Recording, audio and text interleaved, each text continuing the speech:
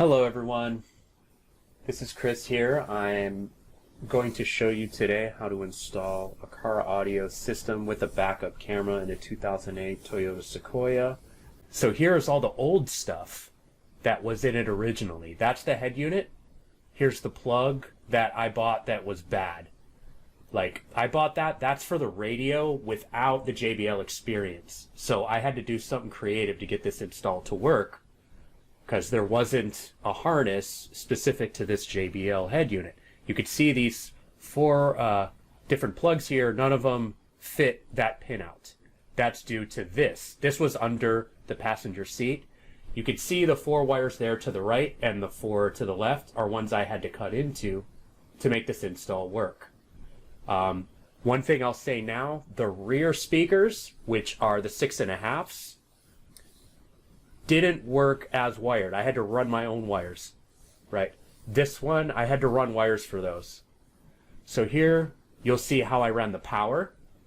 I started with an 8 gauge and a 1.0 for my sub and component respectively. The 8 gauge, I ran through the existing sleeve that should exist on this bulkhead right here. You should be able to find a way to fish that right through. Then underneath, I drilled a hole for the 0.1 and ran it through.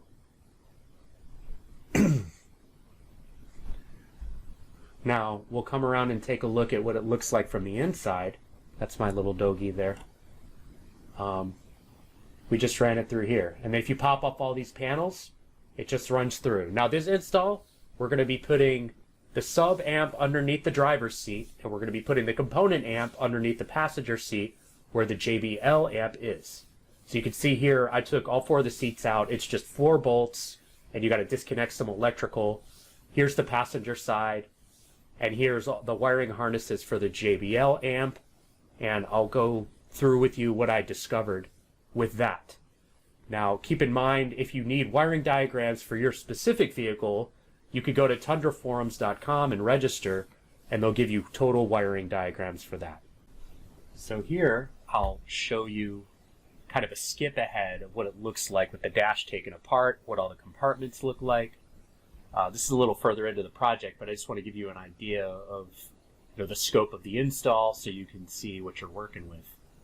So here, none of these wires from this harness were actually used by me, other than the wires to hook in the FM radio. That's about all I used from that cluster. We're going to walk around here to the other side, and I'll show you the wires that I wound up tapping into. Now this is what I had to do for the rear speakers. Here I took out the 6.5, right? I didn't use any of the existing wiring because the tweeter and the main speaker are wired in series, and there's a solenoid controlled by the amp that enables and disables that circuit. So there may be some kind of a way I could have rigged it to use that existing wiring, but I wanted just a single speaker at 4 ohms. So I decided to do it a different way. This is the sub amp that I put in, and I want to take a moment to go over the brackets that I kind of decided I was going to use. I took the 6.5 and I used some acrylic. Now I linked you to brackets that make it so you don't have to fab these, but if you have a piece of plastic or plexi, you can fab them yourself. Now, also the big ones in the front, I bought some brackets online. Those are on the shopping list. You can fab them yourself if you want to, but no standard size is going to fit in here. Like not even regular 6.5s. You're going to have to buy a bracket. I just kind of took the angle bracket and a utility knife and bent it around both my amps. Now keep in mind that both of the amps allow full range of motion in the seat going forward and backward. Here, I'm just checking for continuity. Now here you can see in the back where I ran a little bit of convoluted tubing. Here I took off the trim on the sides to run the speaker wire through the door. So this way I didn't have to splice any wires for the rear left and right audio, right? And I used these brackets to mount the speakers. It doesn't look pretty, but it's behind the back and it's totally sturdy. It's just like a big piece of plastic. So back to the front here, I'll show you how to do a shrink tube and a solder sleeve solder of audio wires. A lot of audio people will use crimpers and crimp all their wires. This gives you a so much better electrical connection. Like, this is what you really want to do. I linked some of these solder sleeves that you can put over your heat shrink, and you can see that when you put it all on there correctly and everything is like perfectly aligned, it's just like no moisture can get in, and it's just a really clean electrical connection. You know, you can see through the wire and know you don't have a cold solder, and just like test for continuity and get like no resistance. It's great. So on the front, that's what I did. I used those to tap in. Now this other piece of equipment here is something I'd highly recommend buying. I bought this off Amazon. It was a full set. It came with this puller. You could see in a separate video how to take these door frame panels off and how that entails. You can look up a video for that. It's really easy to find. But this box was great because people had been breaking into this car and they broke a lot of these various ones. So I just pulled out all the ones that were broke and replaced them. Now, one thing you'll notice is you'll run into window clearance issues. So this window, the window won't roll down with the speaker in. So you have to put spacers in. Now, if you see that box, I bought like a box of spacers that allows the window to close with the deep 6.5 in there. Now, if you buy low profile 6.5s, you might not have to do that, but I would rather not do that. So here, I'm just checking for continuity. I have alligator clips on the wire lead coming from the 4 wires, and there we go. We got 0.4 ohms, which is good. And now I'll test the other connection, positive and negative. 0.4 ohms, great connection, good to go. Here, I'm showing you the rear left side, how I routed the wire. Now, mind you, you have to be very careful about how you run this because you want to make sure you put a bead of silicone whenever you're cutting through. You could put a grommet in there. I just use convoluted tubing. You can see I point it right there, just where all the other tubing is going. And I just used an area where I could get the drill through and actually get a hole clear. You don't want to drill from the outside in. You want to drill from the inside out, at least when you're eyeballing where you're going to get it, because you don't want to drill into something or drill into like a wiring harness, right? So you just have to run those 2 wires, passenger side, driver's side. Here you can see all the spacers in place, so the door shuts easily, and all of the little brackets go in just fine. Here's the shrink wrapped wires. Everything's labeled. I use wire markers so I wouldn't forget what was the front and what was the rear and what was the left and the right. So this way when I hook it up to the head unit, everything's fine. So here I'm going to show you what I did to get the front speakers going. So now here I cut into the wiring harness for the JBL, and there was like a light blue and a green and then like a pink and a purple wire that I cut into. If you look at the very beginning, you can see the larger harness that I cut into. And there's the pink and the purple. And then there's also, here's the ground wire, right? Here's all the various front, rear, left, also my remote wire, everything I need to hook up the component and labeled. The remote wire is coming from the sub amp over to this one. And then there's our 8-gauge power wire.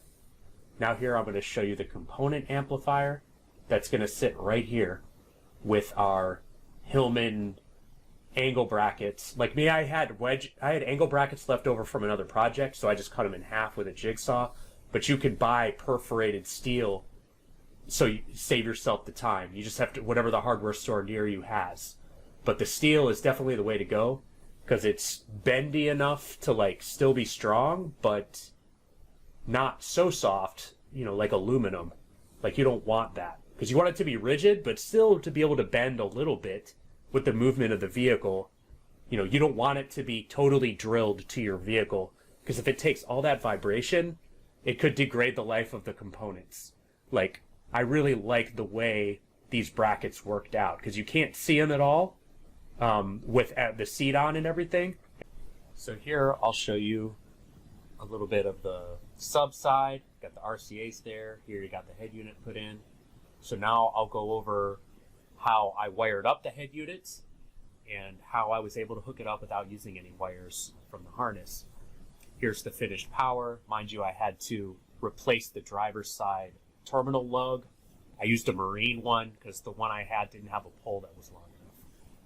So here, I'm going to show you the two plugs from the beginning of the video. This is the power and ground that I ran up to the head unit, right? So that's the battery constant, and the ground is the brownish one, the brownish red, and the red is power. Here is our front left and right component. You got the pink and the purple is one side, and the blue and light blue is the other. Now you'll see that the blue wire is the remote, and also you'll see an accessory wire that I had to find on one of the harnesses. It was a very small gauge gray wire. Just use your multimeter to figure out the accessory. So another thing I'll explain, and take this as a warning, you'll notice that there were two red wires and two brownish red wires. Do not wire both of them together. I believe the stock head unit ran at double the voltage, right? It's very similar in like home electrical. You'll see them turn like a 115 into a 220 line just by running two sets of wires and then splicing them together. So make sure that when you do this, if you're doing the exact way I'm doing it, that you cap off and tie off the other two wires to make sure that you're not doing something dangerous, right? You don't want to wire all, like 3 wires together. Like 2 of the 12-volt wires together will short things out. You don't want to do that, right? Just wanted to give a little pause there and give you the warning. Just 1 red wire and 1 brown. You don't need all 4. So here I'm just showing you how I tidied up all the wires towards completion. There's the RCAs. You can see where I ran, various other wires. Here you can see how I went under the center console. This is the wire that I ran underneath to the sub, the 12 gauge. This whole bracket here just kind of comes off and it goes to the sub in the back. Now I've kind of cleaned things up even more so you can see like how it looks with everything put back together.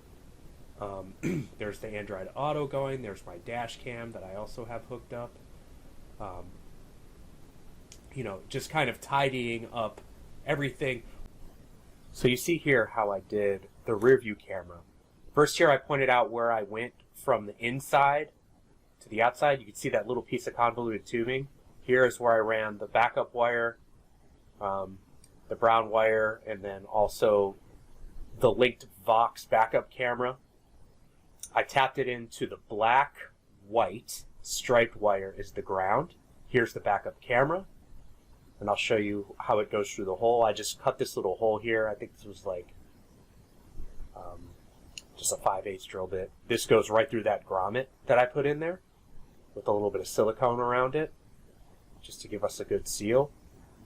So I'll show you again the wires I spliced into. The blue wire is for the backup camera or the backup lights. So you want to wire that up to go all the way to the front to the backup camera lead. And you also need to splice off that to power the camera, right? So now here is clean, like what the clean finish install looks like. You can see, you can't even really see the sub. You can see the stuff around the front, but I'm going to cover that up with a little piece of cloth. Here you can still get to the front to adjust the component crossovers if you need to. Here you can't see anything from the back, like it's totally blind, right? And see, it just looks super clean there. And the Sirius XM is right up underneath the. I just velcroed it underneath the dashboard.